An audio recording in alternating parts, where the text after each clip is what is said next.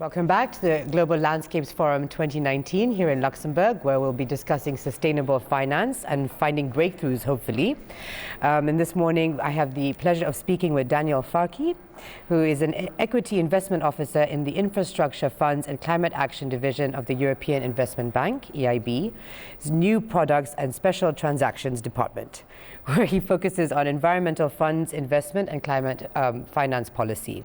And recently, Daniel's led EIB's investment in the Green Bond Cornerstone Fund, managed by Amundi and developed in collaboration with the IFC.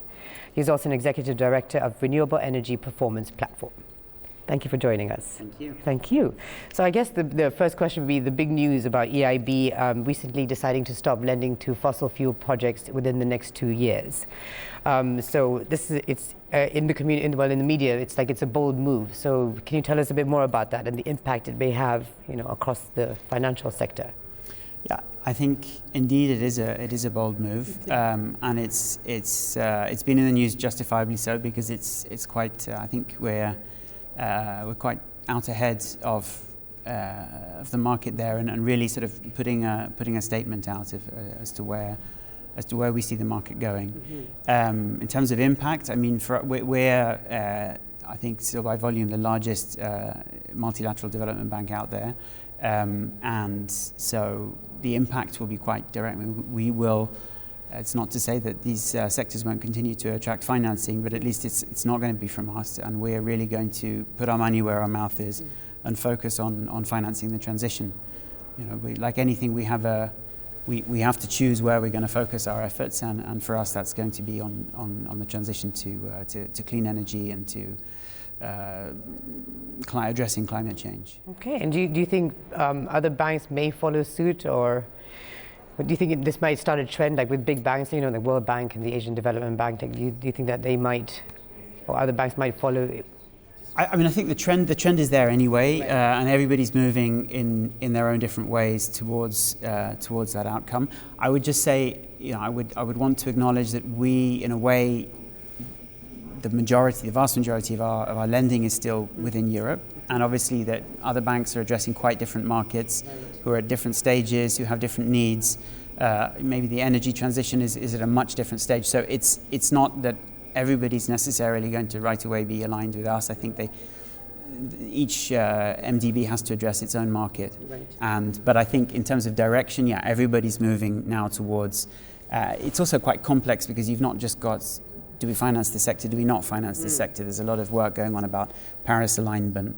What does that mean? How do we implement that within our portfolio and our investment? And I think everybody's figuring that out right now. You have how do we assess the climate risks in our portfolio? There's so many different efforts going on. I think everybody's moving forwards on all of these, but exactly how everybody approaches it will depend from institution to institution and the markets they serve. Right. Very true. So what are some of the most important barriers for landscape and conservation financing and investment that you see? And what are some of the ways we can overcome these issues? I think it's interesting, because it's an area which everybody is recognizing as critical. And I think, climate change is the big headline, but actually some of these other areas, loss of biodiversity, loss of soil, loss of clean water resources, our oceans and so on, are becoming increasingly important. But it's not always that easy to finance. It's not easy for developers in those areas to attract finance. And I think you can point to barriers such as one is just simply a lot of these initiatives have been growing from relatively small stages. Maybe are used to how do you apply for grant financing, how do you this kind of thing, but are not yet really familiar with what does it mean to propose a more commercial business plan and then try and get financing for that at scale, which is really what you need if you want to grow to scale. So we, the EIB, along with the European Commission, set up this natural capital financing facility. Okay. And one of the things it offers is technical assistance, specifically to try and help address that knowledge gap, let's say. I mean, other issues are scale. But again, it goes back to the first point, because you need to grow in order, too small a scale, it's very difficult for finance. And we know this at the EIB, for us to look at small scale projects is very difficult because the transaction costs are high. But that's true even if you're talking about smaller, more commercial banks. You also have issues of what are the business models? Often they rely on compensation, biodiversity compensation, carbon revenues, these kind of things, but they're not always that stable, and it can be hard in terms of attracting finance to grow, to demonstrate what a bank wants to see, which is a stable revenue base. And then also that plays into then regulation, incentives and so on. They need to be there, they need to be clear, and they need to be well established and not in danger of being abandoned at some point, in order for investors to come and see, this is a business model which really has room to grow. Okay, very interesting. And in terms of the issues like, smallholder farmers, for example, with these small scale projects that do need financing, but they're too small for big banks to recognize them. How are we trying to bridge this gap? Looking at, this kind of situation where you have smallholder farmers and whose projects are, they're not big enough for banks to invest in. How are we trying to overcome this? So that's where we really need aggregation, some kind of aggregation platform. And I mean, there's a few. My job, if you like, is investing in funds. We invest in a lot of environmentally focused funds, which it's a much smaller, lighter operation, if you like. Typically, it's a smallish team with maybe a few hundreds of millions or less of financing, and can really kind of be much more engaged at that ground level.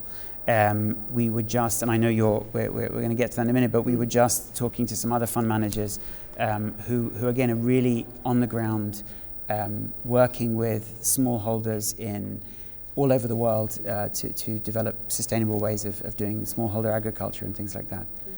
So it's all about these kind of aggregation platforms. Okay, so you just moderated a session on financial perspectives on sustainable land use. Could you tell us more about what came out of that session, the key messages from that are worth mentioning and interesting? Sure, it was a very interesting panel. We had Edith from Atelier Climate Funds. We had Bernard from Livelihood Ventures, and Marc from CDC Biodiversité. I mean, we touched on some of the topics we've just spoken about now in terms of scaling and how do you do that and so on. We also talked about, there was a lot of interest actually from the audience as well in terms of how, because I think the panel made the observation that we need to focus on the transition and not necessarily the end goal right now, because it's too far and out of reach.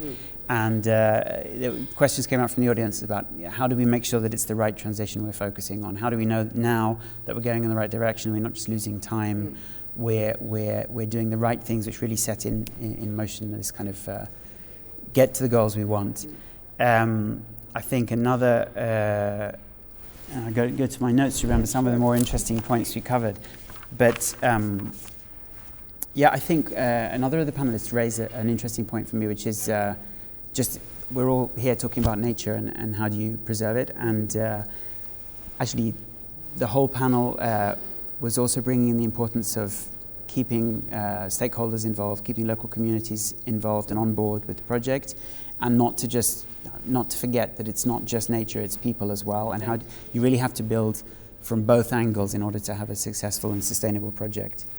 I think we also talked, it was also interesting to talk about additionality. It's always difficult because these are all investment vehicles. As an investment, you want something that's viable long term. Right. Has to generate revenues, we can't forget that. But at the same time, it should be additional. And how do you exactly find the right space between making sure you're additional, you're doing something beyond the market as a whole, but still it's something which can be sustainable in the long term. Interesting. And so in terms of, we don't have our window of time, to turn things around or to save this planet is not quite a big window. Yeah. And yet there's, like in terms even with the financial sector and investing in these projects, it's quite multi-layered and complicated. Yeah. Do you think, we have enough time to fix all this, like even in terms of investing in, new innovative products and factoring like indigenous rights, for example? Like there's a lot of layers that come into, protecting the environment or restoring land. Do you think we're in a good space, that we're working within a good time frame? We have time, or we need to just be working faster and harder at changing how we do business? I think there are two. I would take those two parts of your question. I mean, the one is on timing. Do we have time? Personal opinion, I've been working on climate change for nearly 20 years now, and that has not left me with abundant optimism that it'll all just be fine. I mean, I think really we are running out of time. In some ways we have already run out of time, but that shouldn't stop us trying to, we've run out of time really to keep things in pristine order, let's say. Yeah. Now it's all about trying to do as much as we can to try and mitigate what will be, I think, some fairly big effects over the years. And the same, and that's climate, but it's absolutely the same is true on really a lot of aspects of biodiversity, biodiversity and natural capital, let's say. In terms of the complexity, which was the other issue you raised, I mean, it is inherently complex, and actually this was one of the things that came up in the panel, was the need for speed and the need for scale, which, at least from the financial perspective, scale is king in a way. Right. Can lead you to try and simplify things, and I think as a financial institution we do inherently want to simplify things. Okay. And I think one of the messages that came across was, life is, I think, to quote Bernard, life is complex, and so the way of approaching these will be complex. Right. Obviously, those 2 points are inherently in tension. We've got to move fast, but we've got to deal with a lot of complexity. I don't know. I don't have the silver bullet. I don't think anybody does. Embrace the complexity and keep pushing as hard as possible.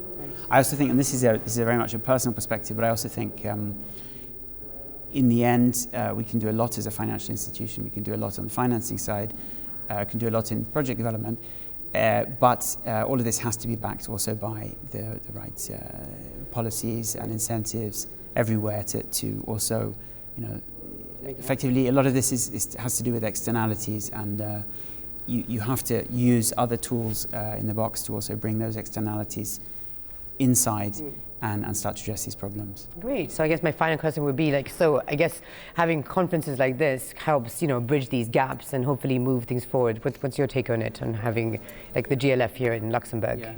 I mean, I think there are so many different models that people are doing all over, and there are also different institutions trying to find each other. I mean, you have financiers trying to find projects. You have project developers looking for how to scale up their business.